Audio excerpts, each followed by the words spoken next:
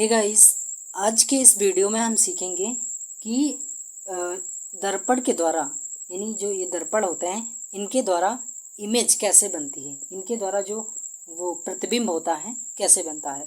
तो पहले हम सीखेंगे अवतल दर्पण के द्वारा प्रतिबिंब का बनना। किसके द्वारा? अवतल दर्पण के द्वारा प्रतिबिंब का बनना।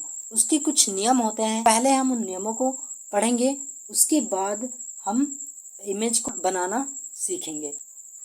तो चलिए हम पढ़ते हैं इमेज के कुछ रूल्स।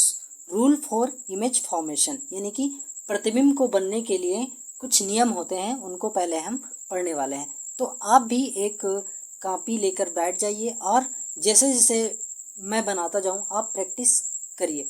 आप इस तरीके से जल्दी सीखेंगे। तो पहला हमारा रूल है मुख्य अक्ष के समांतर, यानी मुख्य अक्ष के समांतर आपतित किरण अवतल दर्पण से परावर्तन के पश्चात मुख्य फोकस से होकर जाती है। तो चलिए हम पहला नियम देखते हैं रे डायग्राम से, किस तरीके से ये नियम होता है। तो हम पहले एक अवतल दर्पण बना लेते हैं इस तरीके से कुछ। आप एग्ज़ाम में भी पेंसिल का ही इस्तेमाल करिएगा। तो यहाँ पर हमने एक अवतल दर्पण बना लिया है इस तरीके से, जो कि आपको पिछले वीडियो में सिखाया गया है। तो ये हमारा अवतल दर्पण बन गया और आप स्केल लोगे और एक स्केल से इसका मुख्य अक्ष बनाओगे।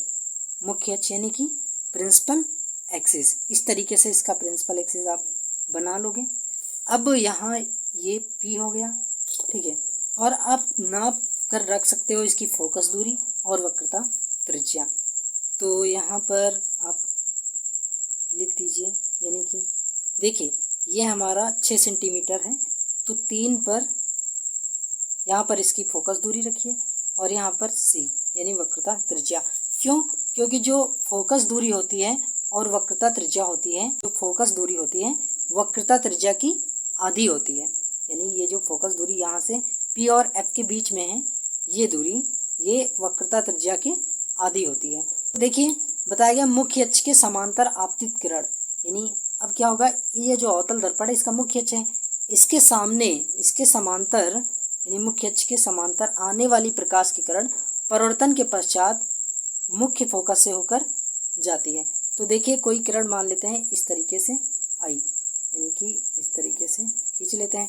ये मान लेते हैं कोई प्रकाश की किरण सीधा यानी कि इसके ये जो मुख्य अक्ष है इसके समांतर आई और परिवर्तन के पश्चात ये मुख्य फोकस से होकर जाएगी कुछ इस तरीके से। देखिए यानी कि ये हमारी ये अवतल दर्पण है और ये मुख्य अक्ष है अवतल दर्पण का। तो मुख्य अक्ष के समांतर आने वाली प्रकाश की किरण परावर्तन के पश्चात मुख्य फोकस से होकर जाती है।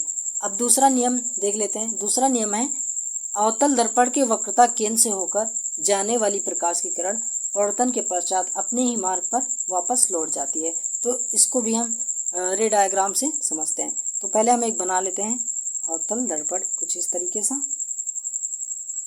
तो हमारा अवतल दर्पण बन गया है। अब इसका मुख्य अक्ष खींच लेते हैं। मुख्य अक्ष देखिए कुछ इस तरीके से हमने इसका मुख्य अक्ष बना लिया। अब यहाँ पर भी हम क्या फोकस दूरी और वक्रता त्रिज्या को नाप कर रखते हैं। यहाँ पर हमारा ये हो गया फोकस दूरी और ये हो गया वक्रता त्रिज्या। अब क्या करना है, बता रहा है कि अवतल दर्पण के वक्रता केंद्र से होकर जाने वाली प्रकाश की किरण परावर्तन के पश्चात अपने ही मार्ग पर वापस लौट जाती है। इसका मतलब कि ये वक्रता केंद्र है और इस वक्रता केंद्र से आने वाला प्रकाश की किरण तो पुनः परावर्तन होने के पश्चात उसी मार्ग पर वापस लौट जाता है। तो देखिए किस तरीके से मान लेते हैं कि इस तरीके से कोई प्रकाश आया, ऐसे आया और टकराने के पश्चात पुनः उसी मार्ग पर वापस लौट जाएगा। अब हमने पढ़ा था परावर्तन के नियम। परावर्तन के नियम क्या था कि आपतित कोण और परावर्तित कोण आपस में बराबर होते हैं। तो यहाँ आपतित और परावर्तित कोण कुछ बन ही नहीं रहा, तो क्या होगा, यहाँ पर आपतित कोण 0 होगा और परावर्तित कोण क्या होगा, 0 होगा। ठीक है। जो भी प्रकाश की किरण वक्रता केंद्र से होकर आती है पुनः परावर्तन के पश्चात उसी मार्ग पर वापस लौट जाती है। तो गाइस अब हम देखते हैं तीसरा नियम। तो देखिए तीसरा नियम क्या है। तीसरा नियम है कि जब कोई प्रकाश की किरण अवतल दर्पण के मुख्य फोकस से होकर आने वाली प्रकाश की किरण प्रवर्तन के पश्चात मुख्य अक्ष के समांतर हो जाती है। यानी जब कोई प्रकाश की किरण मुख्य फोकस से होकर आती है तब वह प्रवर्तन के पश्चात मुख्य अक्ष के समांतर हो जाती है। तो ये हमारा रे डायग्राम है। अब कोई प्रकाश की किरण यदि फोकस से होकर आती है तो मान लेते हैं कोई प्रकाश की किरण इस मुख्य फोकस से होकर यूं आ रही है और परिवर्तन के पश्चात क्या हो जाती हैं, मुख्य अक्ष के समांतर हो जाती है। यानी ये हमारा मुख्य अक्ष है, इसके समांतर हो जाती है। कोई प्रकाश की किरण फोकस से होकर आती है तो अवतल दर्पण से परिवर्तन के पश्चात मुख्य अक्ष के समांतर हो जाती है। देखिए ये मुख्य अक्ष है और इसके ये समांतर हो जाती है। तो ये हमारे 3 नियम हो गए। अब एक चौथा नियम होता है, उसको हम यहाँ पर समझ लेते हैं। चौथा नियम ये होता है कि मान लेते हैं कोई अवतल दर्पण है, इस तरीके से अवतल दर्पण मान लेते हैं, कोई अवतल दर्पण है और इसमें क्या है कि यदि कोई प्रकाश की किरण अवतल दर्पण के ध्रुव पर आती है और परिवर्तन के पश्चात पुनः उसी एंगल से चली जाती है। यानी इसका मतलब है, यानी जिस एंगल से ये आएगी, मान लेते हैं ये कोई एंगल है, जिस एंगल से ये प्रकाश किरण आएगी और परिवर्तन के पश्चात उसी एंगल से ये जाएगी। ये हमारा चौथा नियम होता है। इससे जितना कोण बनाते हुए आएगी और टकराने के पश्चात परिवर्तन जब होगा तो उतना ही कोण बनाते हुए यूं परिवर्तित हो जाएगी। ठीक, तो ये हमारा चौथा नियम था। अब हम पढ़ते हैं अवतल दर्पण के द्वारा इमेज कैसे बनती है। तो हमारा फर्स्ट टॉपिक है अवतल दर्पण द्वारा प्रतिबिंब का बनना। ठीक है, formation of image by concave mirror, यानी अवतल दर्पण द्वारा प्रतिबिंब का बनना। तो यहाँ पर हम सीखेंगे अवतल दर्पण में, उत्तल दर्पण की अभी बात नहीं हो रही, अवतल दर्पण में कैसे प्रतिबिंब बनता है। जब वस्तु वक्रता केंद्र पर हो तो उसका प्रतिबिंब अवतल दर्पण के सामने कहाँ पर बनेगा। तो पहले हमें एक अवतल दर्पण बनाना होगा, उसके बाद में हम वस्तु को वक्रता केंद्र पर बना करके उसका प्रतिबिंब बनाते हैं। तो पहले हम बना लेते हैं कोई अवतल दर्पण। ये हमारा अवतल दर्पण हो गया।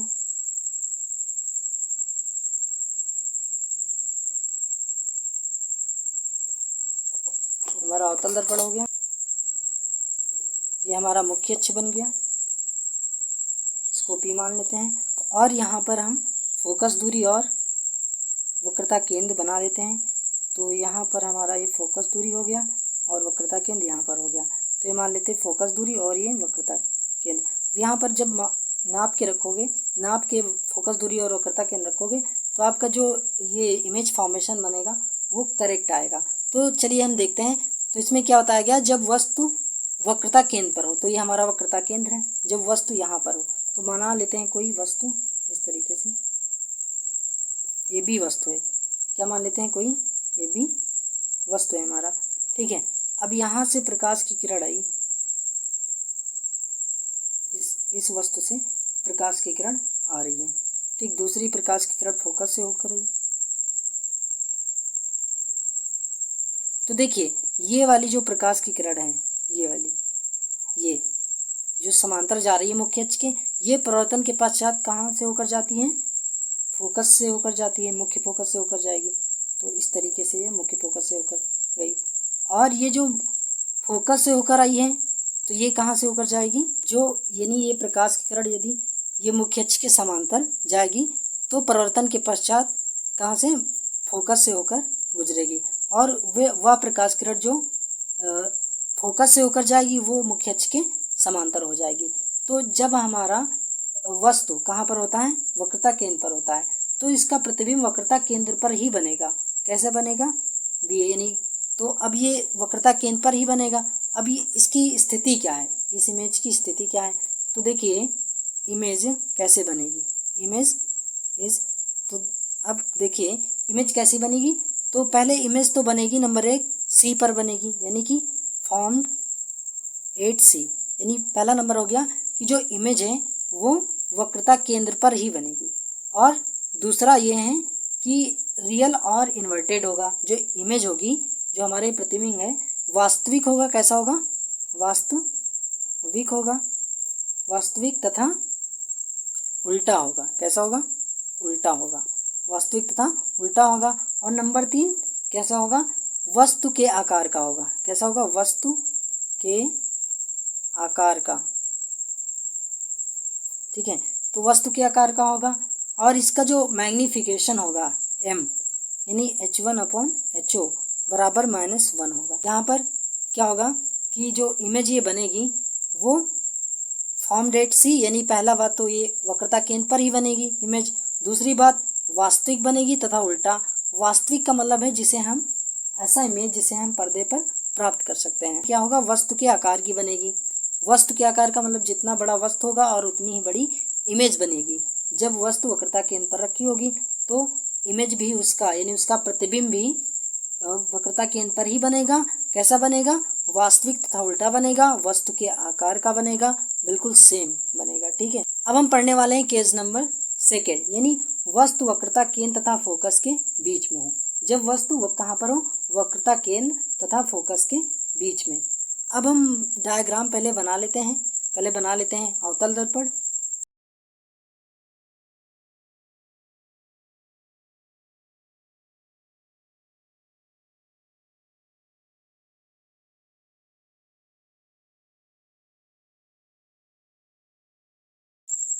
तो यहाँ पर देखिए, जब वस्तु कहाँ पर हो? वक्रता केंद्र और F के बीच में। तो मान लेते हैं यहाँ पर ये वस्तु है यानी C और F के कहाँ पर है? बीच में है। तो ये कोई वस्तु है AB, ठीक है। अब प्रकाश का परिवर्तन देखिए किस तरीके से होता है, यानी कि इसका प्रतिबिंब किस तरीके से बनता है। तो मान लेते हैं यानी जो प्रकाश मुख्य अक्ष के समांतर जाएगा, मुख्य अक्ष के समांतर जाएगा, परिवर्तन के पश्चात ये हमारा मुख्य फोकस से होकर जाएगा। तो ये प्रकाश हमारा मुख्य फोकस से होकर के जाएगा।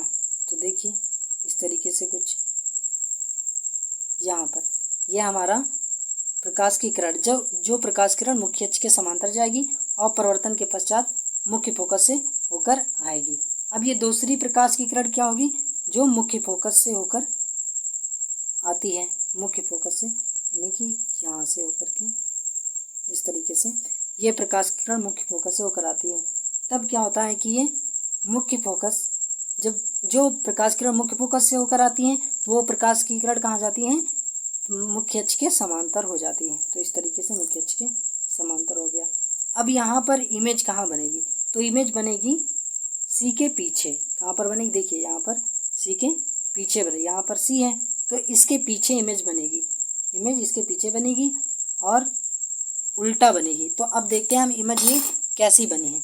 तो देखिए इमेज बनेगी, हमारी जो प्रतिबिंब है नंबर 1 बनेगा, इमेज बनेगा सी के पीछे। कहाँ पर बनेगा? सी के यानी वक्रता केंद्र के पीछे। तो पहला नंबर ये हो गया कि बनेगी हमारी जो इमेज बनेगी कहाँ पर बनेगी? सी के पीछे बनेगी। और नंबर 2 कैसी बनेगी? वास्तविक और उल्टा। कैसी बनेगी? वास्तविक और उल्टा बनेगा हमारा जो प्रतिबिंब है। और नंबर 3 कैसा बनेगा? बड़ा बनेगा, यानी वस्तु से बड़ा बनेगा, ठीक है। तो देख सकते हैं आप यहाँ पर सी के पीछे बनेगा, सी के पीछे। तो देखिए इसमें देख सकते हैं आप कि जो वस्तु है सी और एफ के बीच में है और इसको हमने बनाया। तो देखिए यहाँ पर वस्तु बन रहा है, यहाँ पर सी है तो इसके पीछे हमारा प्रतिबिंब बन रहा है और बड़ा बन रहा है वस्तु से।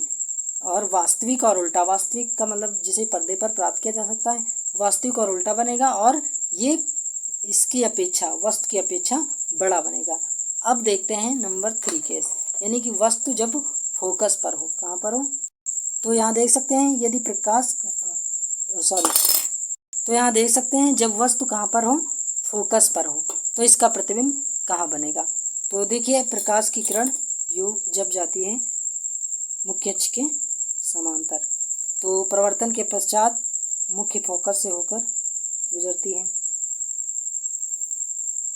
और दूसरी प्रकाश जो होती है वो ध्रुव यानी पी पर जाती है। जिस एंगल से ये पी पर इसका परिवर्तन होगा उसी एंगल से ये प्रकाश की किरण सीधा निकल जाएगी। तो आप देख सकते हैं कि जब हमारा वस्तु F पर होगा, कहाँ पर होगा? F पर, तो हमारा जो प्रतिबिंब बनेगा कहाँ पर बनेगा, प्रतिबिंब बनेगा अनंत पर। तो ये दोनों वस्तुएं अनंत पर जाके कहीं पर मिलेंगी, ठीक है। तो इसका प्रतिबिंब कैसा बनेगा, तो प्रतिबिंब पहला बनेगा अनंत पर, अनंत पर बनेगा। पहले तो प्रतिबिंब अनंत पर बनेगा, और दूसरी बात यह है कि यह प्रतिबिंब रियल होगा, वास्तविक होगा,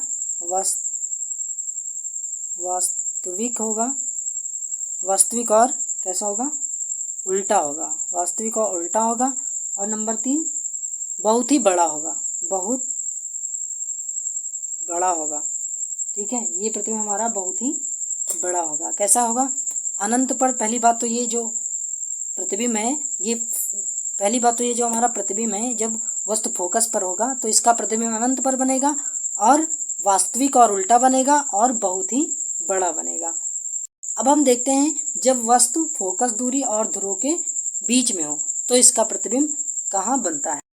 जब वस्तु कहाँ पर हो, ध्रुव और मुख्य फोकस के बीच में हो तो इसका प्रतिबिंब कहाँ पर बनेगा। लेते हैं यहाँ पर F और P के बीच में, मान लेते हैं यहाँ पर कहीं पर इसका क्या वस्तु रखी हुई है, यहाँ पर कहीं वस्तु रखी हुई है। तब ये वस्तु क्या होगा, इस तरीके से इस वस्तु से प्रकाश की किरणें जाती हैं। तो है गाइस, यहाँ पर ध्यान दीजिएगा कि जो प्रकाश यानी जो ये वस्तु है ये कहाँ पर P और F पर के बीच में रखी हुई। ये जो वस्तु है AB मान लेते कोई वस्तु है जो कि P और F के बीच में रखी हुई है। तब यहाँ देखिए ये AB है, तो यहाँ क्या होता है कि जो मुख्य अक्ष के समांतर आने वाली प्रकाश की किरण है प्रवर्तन के पश्चात F से होकर जाती है, और ये ध्रुव से होती है और इस तरीके से जाती है। तो इसका प्रतिबिंब पीछे बनेगा दोस्तों। कहाँ पर बनेगा, पीछे, यानी कि दर्पण के पीछे बनता है। तो यहाँ पर अगर इन दोनों को ऐसे इस तरीके से देखिए, इस किरणों को अगर इस तरीके से हम पीछे ले जाएं, यहाँ पर कहीं पर देखिए, अब यहाँ पर कहीं पीछे, तो देखिए यहाँ पर कहीं मिलती हुई प्रतीत होती हैं। तो इस जिस बिंदु पर ये मिलती हुई प्रतीत होंगी, देख सकते हैं आप, यानी जिस बिंदु पर ये मिलती हुई प्रतीत होंगी, ये A और B, तो ये हमारा जो प्रतिबिंब है ये देखिए, इस स्थिति में जब वस्तु P और F के बीच में हो, P का मतलब दर्पण का ध्रुव, अवतल दर्पण के ध्रुव और मुख्य फोकस के बीच में जब कोई वस्तु होती है तो उसका प्रतिबिंब दर्पण के पीछे बनता है, पीछे बनता है। तो दर्पण के पीछे, पहली बात प्रतिबिंब बनेगा दर्पण के पीछे, पीछे आप देख सकते हैं दर्पण के पीछे बन रहा है। और नंबर 2 ये कैसा होगा, वर्चुअल नहीं, आभासी होगा, आभासी। अभी तक जितने भी प्रतिबिंब बने वो कैसे होते थे, वास्तविक होते थे, लेकिन ये आभासी होगा। कैसा बनेगा, आभासी बनेगा और सीधा बनेगा, आभासी और सीधा। अभी तक जितने भी बने थे वो कैसे बने थे, उल्टा बनते थे, इन्वर्टेड बनते थे। कैसे बनेगा, सीधा बनेगा, और कैसा होगा, नंबर 3 होगा, बड़ा होगा, यानी वस्तु की अपेक्षा से बड़ा होगा, ठीक। तो ये यहाँ पर याद रख सकते हैं कि जब भी दर्पण के ध्रुव और मुख्य फोकस के बीच में, यानी मुख्य फोकस और ध्रुव के बीच में वस्तु होती है तो उसका प्रतिबिंब अवतल दर्पण के पीछे बनता है और वस्तु से बड़ा बनता है, सीधा बनता है और आभासी, ठीक है, याद रखिएगा। अब नेक्स्ट चलते हैं, नंबर 5 है, जब वस्तु की स्थिति कहाँ पर हो, अनंत पर हो। जब कोई वस्तु कहाँ पर रखी हो, अनंत पर हो, तो उसका प्रतिबिंब कहाँ पर बनता है। तो चलिए हम सीखते हैं। पहले हम बना लेते हैं कोई अवतल दर्पण। हमारा अवतल दर्पण बन गया। अब हम, तो ये हमारा अवतल दर्पण है। अब इसमें क्या होगा कि जब वस्तु कहाँ पर हो, अनंत पर हो, तो अनंत पर तो वस्तु दिखेगी नहीं। तो मान लेते हैं अनंत से आने वाली प्रकाश की किरणें कैसी होती हैं, मुख्य अक्ष के समांतर होती हैं। कैसी होती हैं, मुख्य अक्ष के समांतर होती हैं, और ये प्रवर्तन के पश्चात एक मुख्य फोकस पर मिलती हुई प्रतीत होंगी। यहाँ पर मुख्य फोकस पर मिलती हुई प्रतीत होंगी। मुख्य फोकस पर इसका प्रतिबिंब बनेगा। इसका प्रतिबिंब कहाँ पर बनेगा, मुख्य फोकस पर बनेगा। और जब कोई वस्तु कहाँ पर हो, अनंत पर हो, तो इसका प्रतिबिंब कहाँ पर बनेगा, मुख्य फोकस पर बनेगा। तो नंबर 1 कहाँ पर बनेगा, फोकस पर बनेगा, फोकस पर। और नंबर 2 कैसा होगा कि वास्तविक होगा, कैसा होगा, वास्तविक होगा और उल्टा होगा, वास्तविक और उल्टा होगा। नंबर 3 बहुत ही छोटा होगा, कैसा होगा, बहुत ही छोटा होगा। ठीक, कैसा, बिल्कुल पॉइंट साइज, कैसा होगा, पॉइंट साइज, यानी कि बिल्कुल बिंदु आकार का होगा। जो प्रतिबिंब होगा पॉइंट साइज, बिल्कुल बिंदु आकार का होगा। जब वस्तु कहाँ पर हो, अनंत पर हो, और उसका प्रतिबिंब कहाँ बनता है, मुख्य फोकस पर बनता है। कैसा बनता है, वास्तविक बनता है, उल्टा होता है और बहुत ही छोटा, जैसे कि बिंदु साइज का होता है। कैसा होता है, बहुत ही छोटा बिंदु साइज का। तो है गाइस, हमारा लास्ट क्वेश्चन है, वस्तु की स्थिति दर्पण के वक्रता केंद्र से अधिक दूरी पर हो। जब वस्तु कहाँ पर हो, दर्पण के वक्रता केंद्र से अधिक दूरी पर, इसका मतलब कि दर्पण के पीछे कहीं पर वस्तु रखी हो। तो देखिए, इसमें बताया गया कि जब कोई वस्तु कहाँ पर हो, सी के पीछे, मान लेते हैं यहाँ पर कहीं वस्तु रखी हुई है, इस तरीके से कोई वस्तु है, ये भी मान लेते हैं कोई वस्तु है। तो हमारा जब वस्तु कहाँ पर होगा, सी के पीछे होगा। तो जब ये यहाँ से देखिए, यहाँ पर कोई ये भी वस्तु है, यहाँ पर ये बनेगा बी डैश ए, ये हमारा प्रतिबिंब बनेगा। यहाँ पर कोई वस्तु है और इससे मुख्य अक्ष के समांतर आने वाली प्रकाश की किरण फोकस से होकर जाती है, और फोकस से आने वाली प्रकाश की किरण मुख्य अक्ष के समांतर जाती है। तब इसका प्रतिबिंब बनेगा यहाँ पर, इस जगह पर, यानी कि यहाँ पर बनेगा। कहाँ पर, सी और एफ के बीच में बनेगा। पहला नंबर है हमारा, प्रतिबिंब बनेगा सी और एफ के बीच में। और नंबर 2 कैसा बनेगा, वास्तविक बनेगा, वास्तविक और उल्टा बनेगा। नंबर 3 कैसा बनेगा, छोटा, यानी वस्तु जो प्रतिबिंब है वो बनेगा वस्तु की अपेक्षा छोटा बनेगा। ठीक है, तो अब आपको यहाँ पर हम बता दें कि अवतल दर्पण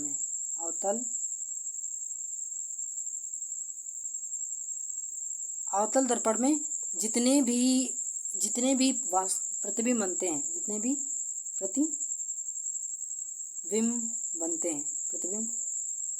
प्रतिबिंब बनते हैं, सिर्फ एक स्थिति को छोड़कर, कौन सी, एक स्थिति को छोड़कर जितने भी प्रतिबिंब बनते हैं सभी उल्टे बनते हैं। जितने भी प्रतिबिंब बनेंगे अवतल दर्पण के सामने उल्टे बनेंगे और वास्तविक बनेंगे। लेकिन एक ऐसी स्थिति है जब प्रतिबिंब कैसा बनता है, सीधा बनता है। कैसा बनता है, सीधा और आभासी। कौन सी स्थिति, जब वस्तु की स्थिति कहाँ, पी और एफ के बीच में होती है। जब भी वस्तु की स्थिति पी और एफ के बीच में होती है तब हमारा प्रतिबिंब कैसा बनता है, सीधा बनता है, आभासी बनता है और दर्पण के पीछे बनता है। कहाँ पर, दर्पण के पीछे बनता है, दर्पण के पीछे। और बाकी की सभी स्थितियों में अवतल दर्पण के जो प्रतिबिंब बनता है वो दर्पण के सामने बनता है, उल्टा बनता है, ठीक है, और वास्तविक होता है। एक ऐसी स्थिति है जिसमें वह प्रतिबिंब कैसा बनता है, सीधा बनता है, आभासी बनता है और दर्पण के पीछे बनता है और बड़ा होता है। कैसा होता है, बड़ा होता है। उम्मीद करता हूँ आपको ये वीडियो समझ में आया होगा, और यदि समझ में आया है तो इस वीडियो को लाइक करना ना भूलें और चैनल को सब्सक्राइब कर लें। ऐसी ही वीडियोस आपको क्लास 10th से रिलेटेड मिलती रहेंगी। So guys, thanks for watching, thank you. नमस्कार दोस्तों, मिलते हैं फिर अगले वीडियो में।